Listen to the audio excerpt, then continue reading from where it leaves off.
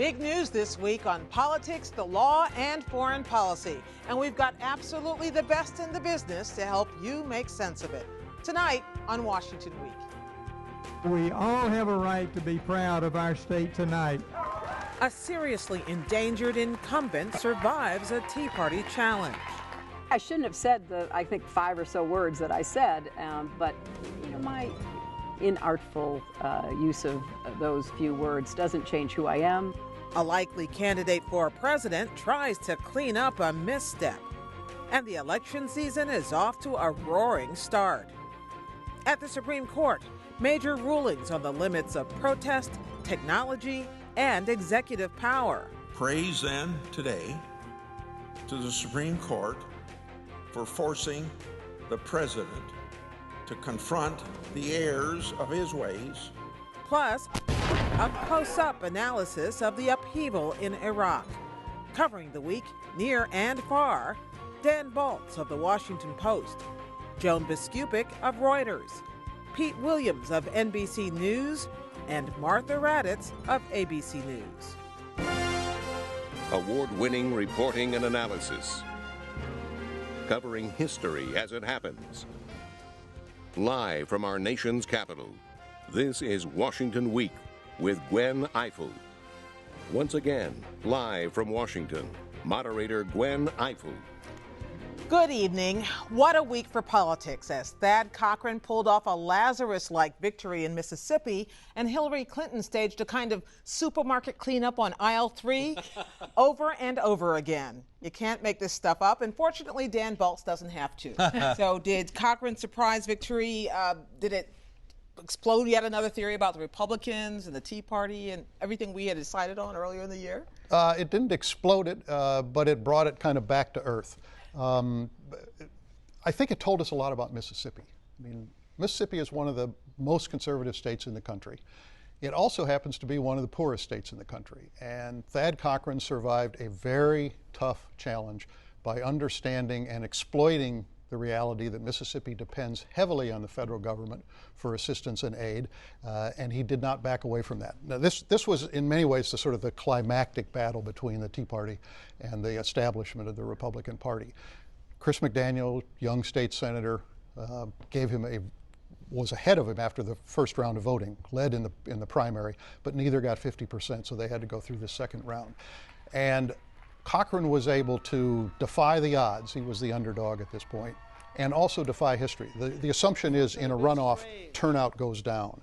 And Cochran's strategy was, we are going to try to boost turnout. And in fact, turnout across the state went up 20%, and it went up significantly more in many of Cochran's best counties. And how did he do that specifically? I mean, very unorthodox approach to this. Drill down and tell us exactly what he did. Well, he did two things. One, which goes completely against what you would expect in a Republican primary. He reached out to Democrats and particularly African Americans.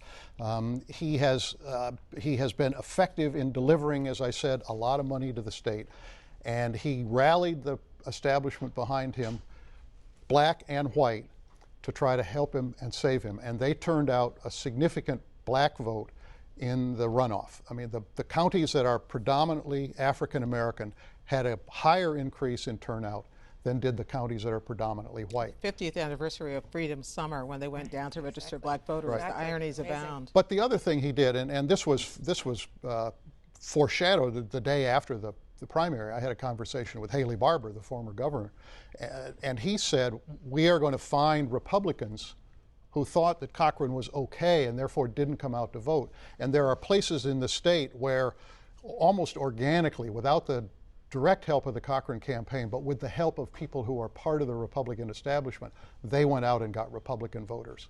Well, Dan, on that, the Tea Party versus the establishment, you said this was this climactic battle. What will we see going forward for the Tea Party? Well, we are not likely to see a challenge in a primary this year that has any kind of resonance in the way this had. The Tea Party has lost just about all of these battles this year. And yet, if you look at the state of the Republican Party, it is still a party that is split between establishment and insurgents, or populist conservatives and the business wing. And I don't think that we're going to see a diminution of that in the near future just because of the way these races came out. Let's talk about the Democratic Party for a moment, because in my conversation this week with Hillary Clinton, the former Secretary of State unveiled a new reason for delaying her decision about whether to run for president. Call it the grandmother defense. I have no illusions. I probably have a better idea of what it takes both to win and to govern than many people who might choose to seek the job.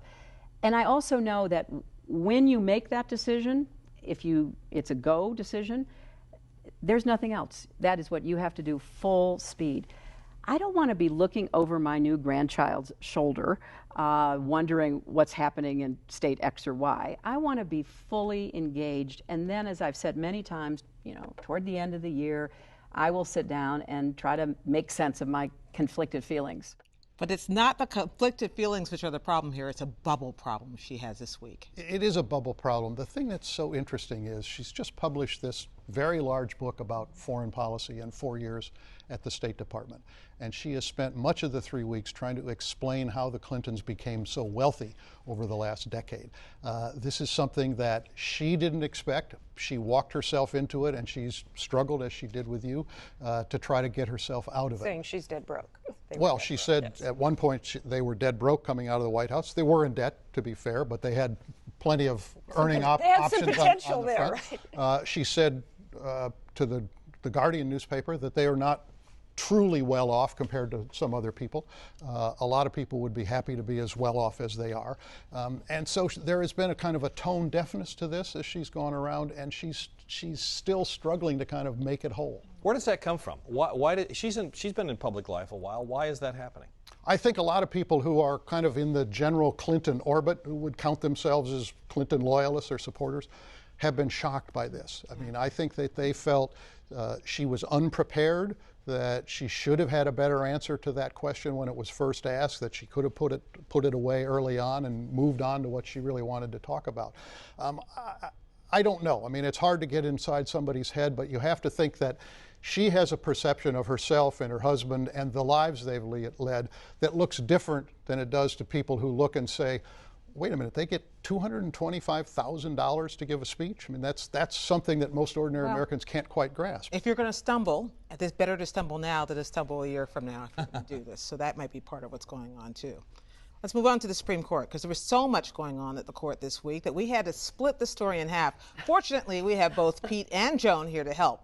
First to two unanimous decisions, one on abortion protests and the other on cell phone privacy. It turns out police need a warrant to get access to the treasure trove of information that we all now store on our smartphones, Joe. Yes, the Supreme Court said that when you're arrested, when anyone's arrested, the police cannot automatically search the contents of a cell phone like they can other things that you might have on you. You know, anything that's in your pockets, crumpled up cigarette wrappers, anything to look for evidence, or frankly to also make sure that you're not carrying anything that would be harmful and hurt police. And you referred to the treasure trove of information there. The justices demonstrated that they really got smartphones, that they were smart about them. There was some commentary during oral arguments where the Chief Justice said, now who would ever have two of these kinds of phones? Justice Sotomayor said later that, yeah, exactly. A couple of his colleagues actually have two cell phones for work and then for personal business. And she said later that a few of them did set the Chief Justice straight on that. But throughout the whole opinion, which was unanimous, as you said, there were all sorts of references to everything that can be found on a phone these days. They're more like they could have a camera, video capabilities, a diary, all your letters. The Chief Justice got off some great lines about who would be carrying around now every letter that he or she received and everything, that you'd have to have a trunk with you. And the point was that they decided that the Fourth Amendment actually covers these things in a different way than they would something physical. What does this mean, if anything, for the whole controversy about what the NSA has done in collecting information of people's cell phone calls. Well, they really showed that digital data, they understand that digital data is different, that the scope of it is so much more than what you would have in any other kind of Fourth Amendment search. So I think for the NSA issues, the ones that have been raised by Edward Snowden, that for people challenging the government encroachment on that kind of digital data, this ruling is a good baseline because the justices said this is different kind of information here.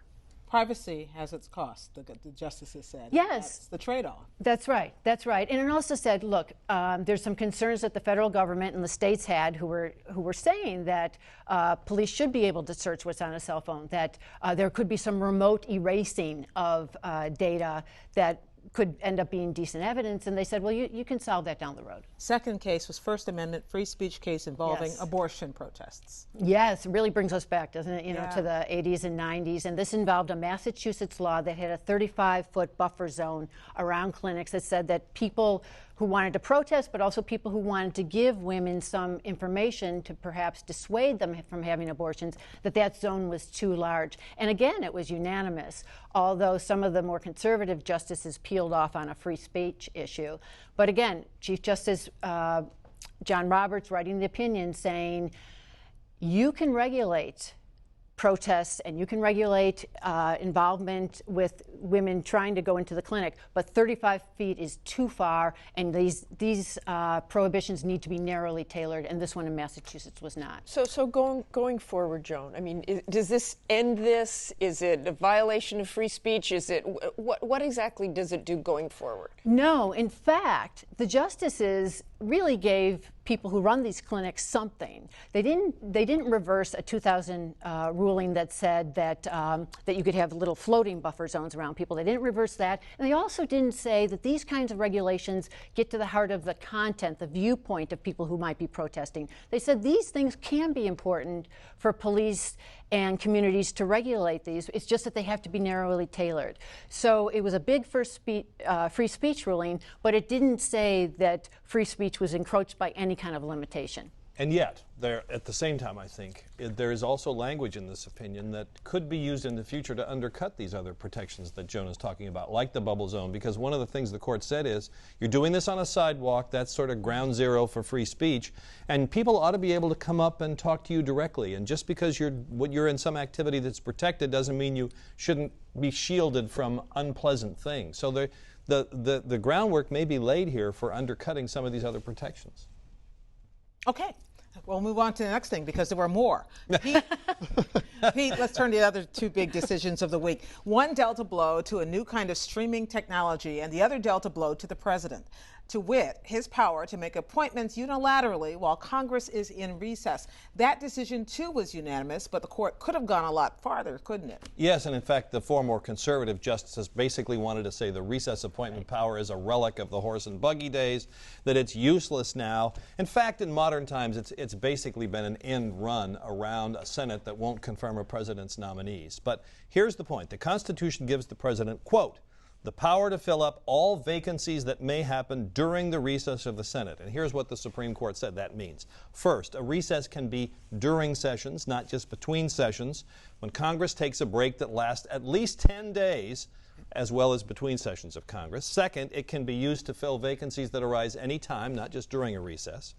Third, the Senate gets to define when it's in recess, and so these little pro forma sessions count. When the Senate comes in, bangs the gavel, and says, we're in recess until next Thursday. As long as those happen to shorten the breaks, less than 10 days, the Senate can now defeat a president's ability to make recess appointments because the court says the Senate it's not in recess. So, as a legal matter, the recess power remains, because the court didn't strike it down. It didn't go as far as the conservatives wanted to say it's a dead letter. But as a practical matter, the Senate now has the key to prevent the president from being able to make recess appointments. Has President Obama approached these recess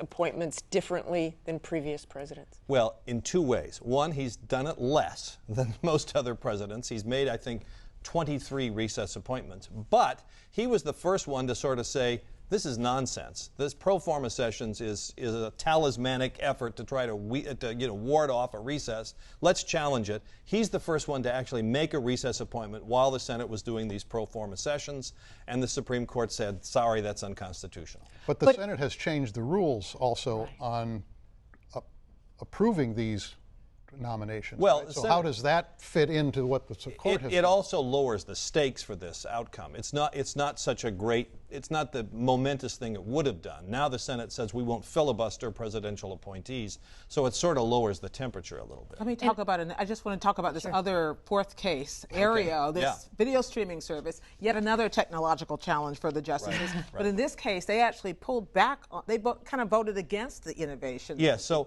Aereo was a technology that allowed people to watch over-the-air broadcast programs, such as this one, on a computer or a mobile device. And PBS was a party to the case. I was going to mention that, yes, and so was NBC, as long as we mentioned it. But to get around the law that basically protects a public performance, and the courts have said a television program is a public performance, Aereo said, well, we're going to give each viewer a private performance. We're going to assign them a little tiny antenna, this little dime-sized antennas. This is an Aereo antenna they would have had just a whole wall full of these in about a dozen cities where they operate.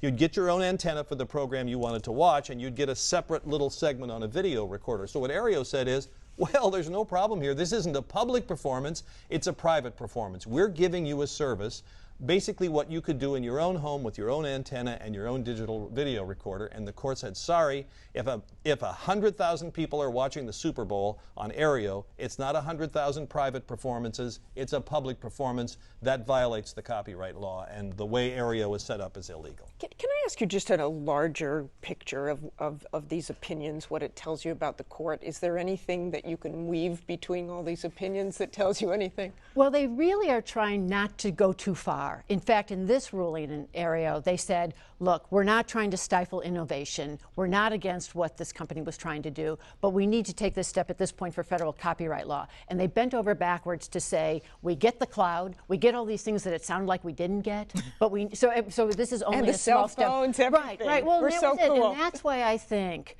that you had either a large majority or a unanimity on some of these, and that's usually a good test of how far they're going. They're not.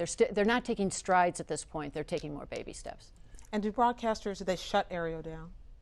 Well, in theory, Aereo could continue because it's actually a very slick service. I've tried it, and it really works well. And Aereo could, sure, Aereo could, in theory. By the way, you need the rest of the equipment. Oh, yeah, I can't just. It could, in theory, charge higher rates and pay the networks a copyright fee. But Barry Diller, who was the real dough behind Aereo, basically said, he told CNBC this week, it's over. Because his real goal here was to come up with a model that would challenge how television is distributed. He wants to break the cable companies' methods for bundling their services. Okay, thank you, Pete. Thank you, Joan. You've got one more big case on Monday. We're going to wait and see what happens there. The Iraqi military is crumbling. The Sunni insurgent group ISIS is claiming more territory, and Iraq's democratically elected prime minister is seriously weakened. Martha's traveled to Iraq repeatedly and is back from her latest trip just in time to give us an update. When you get up close, is the biggest challenge what's happening on the ground militarily, Martha, or what's happening politically? Well, I think the immediate challenge is militarily. I mean, because you have got the sense of fear of being in Iraq and what could happen and what has already happened. And I'm sure you've all seen those horrendous videos that ISIS, this Islamic militant group, is putting out of executions, mass executions, clearly war crimes in areas of Iraq. And you look at that map, and the West fell. I was there in January as well, and Fallujah had already fallen, parts of Al-Anbar province had fallen, and now you have the North of them just walking through, basically just marching, walking through, and taking these towns. And I think you can't unscramble that egg. So militarily, it's a challenge. We don't really have people there to deal with that. And there's all sorts of complications because of that. And the Iraqi military forces, you've also seen the pictures of that. They dropped their weapons, they dropped their uniforms, and they ran. And there was a terrible sense when I got there about 10 days ago that Baghdad would fall. I mean, there was a real fear that Baghdad would fall. And I think that fear is also clearly receded, because I think that you have the strongest Iraqi military forces. You clearly have a political problem as well, and that is a long-term problem. And you have Prime Minister Maliki, who has not brought the various ethnic and religious groups together in any way. He hasn't given the power to the minorities. And going forward, they have to solve that.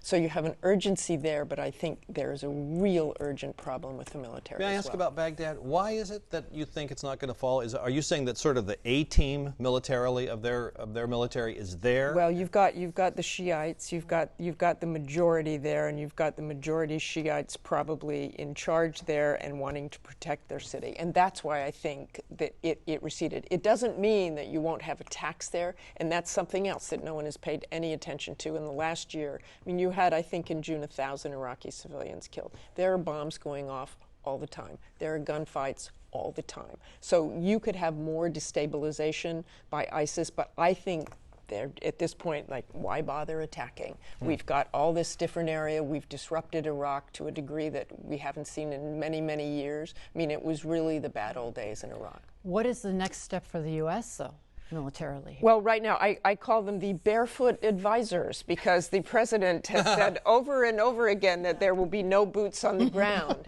But we have 300 advisors on their way in, advisors, trainers, and these are not, and we also have 275 extra forces in the embassy, which was also under real threat then, and they've evacuated a lot of people in the embassy. But going forward, and I think you could see it grow a little bit. They need, if the U.S. decides they want to do airstrikes, if they decide urgently they need to do airstrikes, they're now saying they've got drones up, they've got other aircraft up to protect our troops who are going out beyond that embassy. They are going out beyond the embassy. And that's without the usual so-called force protection, people to look after them. I think this is a risky mission. But I just want to know, give us a little better sense of what is the mandate of the U.S. forces that are there? The mandate is to figure out. What can they actually do? Yeah, the mandate right now is to go figure out what the problem is. In other words, how capable are the Iraqi security forces? Can they hold Baghdad? Can they continue? Can they take back these other areas? But here are the problems. There's what's the problem along the Syrian border. There's the possibility of collaboration with Iran. There's John Kerry today in Saudi Arabia trying to get the region. It's crazy. I mean, you've got the Iranians there. You've got Syria carrying out airstrikes. Unclear whether it was on the Syrian side of the border or the Iraqi side of the border. But you've got that entire border. You've got the Syrian border taken over by these militants. You've got the Jordanian border taken over by these militants. I mean, this may seem like it's receding, but I think it's a total crisis at this point. But that's why the U.S. is stuck trying to work out a political solution in the region. Yes, right? They definitely have to help work out some sort of political solution. And what are the odds of that? Well, I think the odds are pretty good, because Really? you've got the clerics trying to pressure Maliki too to be more inclusive. So I think that's pretty good. Although you think about it, I don't know who they're going to get. Yeah. I mean, they may get rid of Maliki, but I don't know who will take his place. Well, that becomes the next problem. We discovered that in Afghanistan. Thank you all so much. Before we go tonight, we want to take a moment to note the passing of former Senator Howard Baker, Republican of Tennessee, a son of the South and an example of politics at its best. Senator Baker served as an ambassador, a White House chief of staff, majority and minority leader, and memorably as vice chairman of the Senate's Special Watergate Committee. What did the president know, and when did he know it? Among other things, he will be remembered as someone who knew how to work across party lines when that mattered. Howard Baker was 88. Thanks, everyone. We have to go now, but as always, the conversation continues online. The Washington Week Webcast Extra streams live at 8:30 p.m. Eastern, and you can find it all week long at pbs.org/WashingtonWeek. Among other things, we'll talk about the Supreme Court's big final decision day on Monday and what comes next. And while you're online, find out what our Washington Week panelists are reading on our summer reading list. We'll be off next week celebrating Independence Day, so be sure to watch A Capitol 4th right here on your local PBS station. Keep up with developments on the PBS NewsHour, and we'll see you in 2 weeks right here on Washington Week. Good night.